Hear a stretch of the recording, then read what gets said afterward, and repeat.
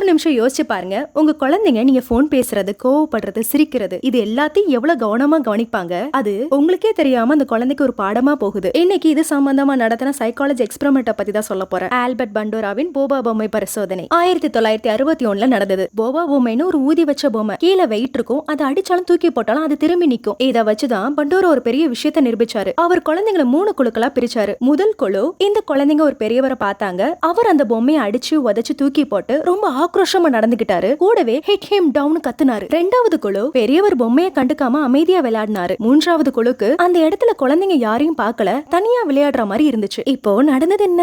ஒவ்வொரு குழந்தையும் அந்த ரூம்குள்ள தனித்தனியா அனுப்புனாங்க. ஆக்ரோஷமான பெரியவரை பார்த்த குழந்தைங்க அதே மாதிரி அதே கோவத்தோட அதே வார்த்தைகளை பேசி அந்த பொம்மையை அடிச்சாங்க. மத்த 2 குழுல இருந்த குழந்தைங்க வன்முறையை காட்டல. இது நமக்கு என்ன சொல்லுது? குழந்தைங்க மத்தவங்க எப்படி நடந்துக்கிறாங்களோ அதை பார்த்து கவனிச்சு அப்படியே நடந்துக்கிறாங்க. குழந்தைக்கு எதை பார்த்து வளர்றாங்களோ அதுல அவங்க கவரப்படுறாங்க. இதுல முக்கியமான ஒண்ணு என்னன்னா, இப்ப இத பாக்குற பேரண்ட்ஸ், டீச்சர்ஸ், குழந்தைங்களுக்கு நீங்க தான் அவங்களுடைய ரோல் மாடல். அவங்க எதிர்காலம் நீங்க பண்ற சின்ன சின்ன விஷயத்துல கூட இருக்கு. ரொம்ப கவனமா இருங்க.